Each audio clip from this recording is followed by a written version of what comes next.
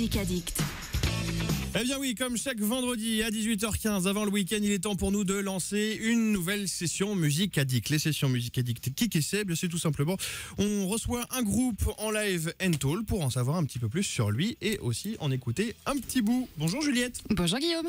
Qui c'est qu'on a le plaisir de recevoir ce soir? Thierry Ploum ce soir. Oh, c'est joli ça. C'est très joli. Thierry Ploum, c'est un nom angevin pour ta gouverne. Nom angevin qui résonne déjà bien au-delà.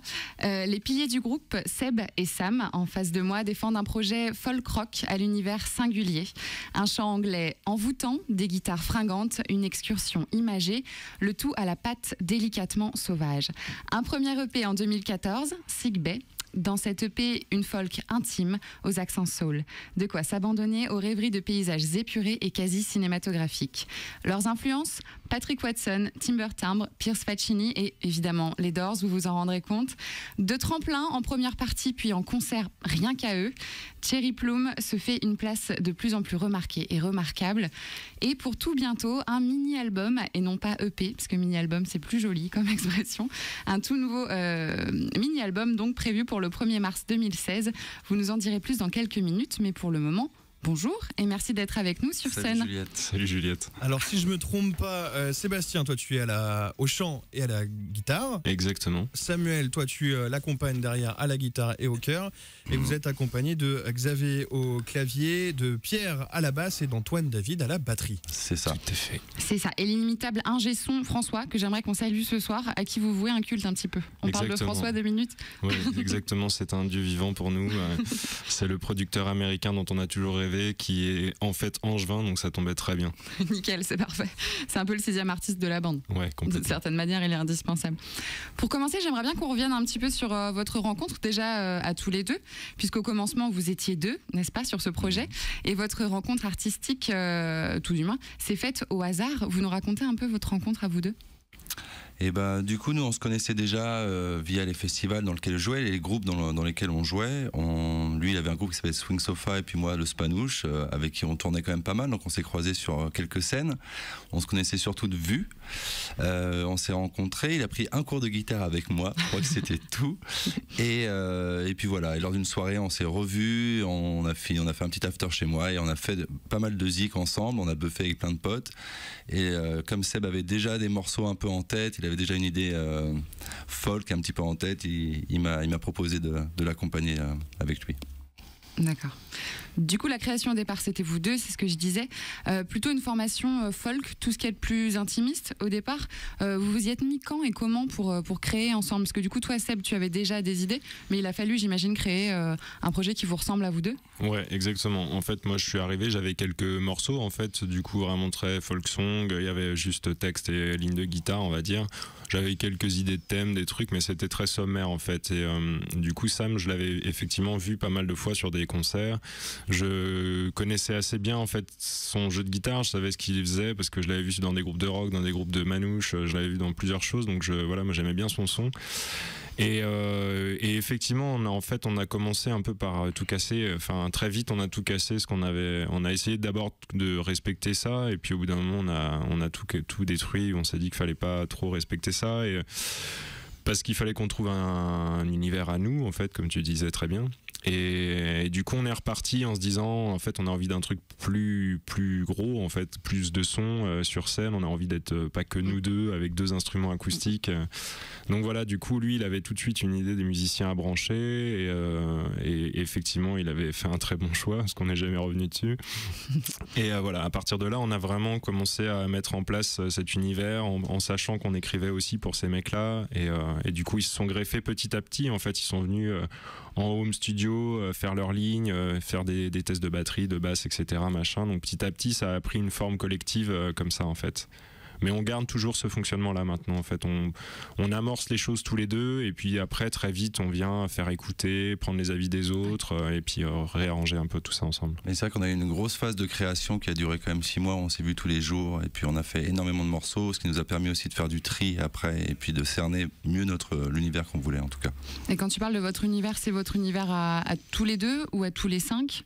Ça en devient à 5 au final, parce que chaque musicien a vraiment sa propre identité. Et du coup, on est vraiment content pour ça, c'est de jouer à 5. Après, c'est vrai que Seb avait déjà un univers assez fort, sombre aussi. Moi, comme lui dit si bien, je pense que j'ai rapporté un petit peu de lumière là-dedans, des choses un peu plus joyeuses, en tout cas. Voilà, en tout cas, tous les deux, c'est une belle complémentarité. On s'est bien trouvé là-dessus. Voilà. Et avec les autres musiciens aussi, il a fallu composer, j'imagine, avec leurs propres inspirations à eux. Ils viennent d'où ces autres musiciens? Là, je pense à Xavier, Pierre, Antoine. Bon, on est tous et l'ingé son François. On est tous d'Angers, les 6.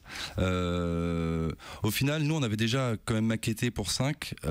Après, forcément, on les a laissés libres aussi, parce que nous, on n'est pas bassistes, on n'est pas batteurs. On faisait les batteries avec un clavier, donc ça sonnait pas forcément super bien.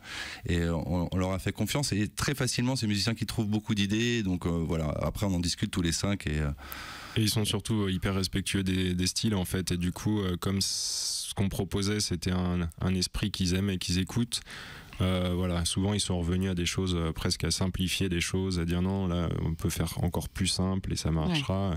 Voilà, du coup ça s'est fait un peu comme ça. Okay. Du coup ça a fait évoluer votre musique, j'imagine. Forcément à 5 ça change tout. Le titre que l'on entend là,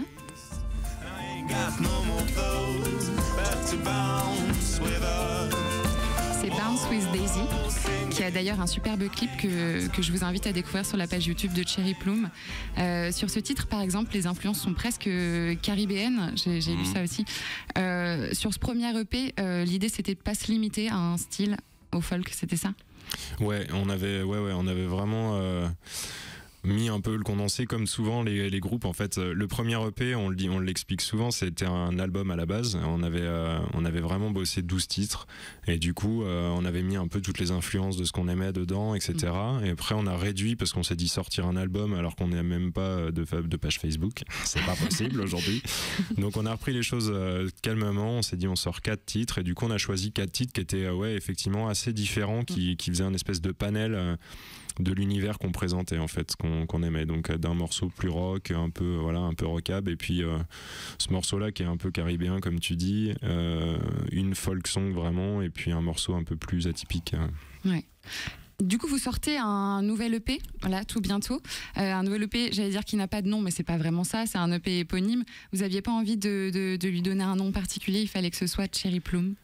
Ouais, c'était une façon de se dire c'est là qu'on pose les bases.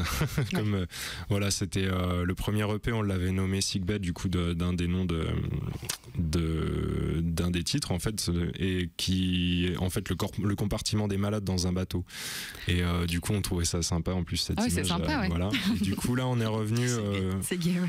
Voilà, on s'est dit c'est bien aussi de poser vraiment une première pierre. Et souvent c'est pour ça d'ailleurs que les premiers albums ou EP sont éponymes. C'est juste une façon de dire voilà, ce qu'on fait c'est ça. Du coup voilà, on s'est dit que ce serait une première pierre. Oui, une carte de visite, une jolie carte de visite. Ouais. Musicalement parlant, qu'est-ce qui change dans ce mini-album par rapport au premier? Quelle évolution vous avez vous senti? Je pense qu'on assume beaucoup plus de choses sur ce deuxième mini-album ou deuxième. Non, mini-album c'est plus joli, moi je préfère. Bon, un mini-album. Même les phases mélancoliques, on les assume vraiment. Je pense qu'on a fait vraiment un travail d'épuration aussi, d'instrumentation. On a vraiment voulu, pour toutes les plages qui sont très calmes, rester vraiment calme, très épuré. Et les passages puissants, vraiment que ça envoie du lourd, que ça envoie du rock, ça envoie. Donc je pense c'est beaucoup plus assumé qu'avant. Même toutes les plages mélancoliques et même les plages plus puissantes, on se lâche davantage. Et autant le premier EP, chaque titre était bien défini dans un style, et là je pense qu'il y a pas mal de titres en fait dans cet EP à sortir qui passent d'un style à l'autre presque dans le morceau en fait. Du coup on peut commencer sur un truc très balade et puis d'un coup se retrouver dans un truc très envoûtant, rock, psyché, voilà. C'est plus progressif que ce que vous aviez. C'est plus progressif et du coup on s'est permis d'aller loin en fait. C'est un peu un défi aussi, enfin ce qu'on s'est fait, les morceaux ils sont assez longs, il y en a pas mal qui sont assez longs, du coup les univers on les emmène loin dans le délire quoi, on se permet ça et donc c'est pas du tout cadré quoi, on va dire, enfin il y a pas de radio edit dedans, il y en a peut-être un et il y en a un qui est en préparation à partir d'un des morceaux.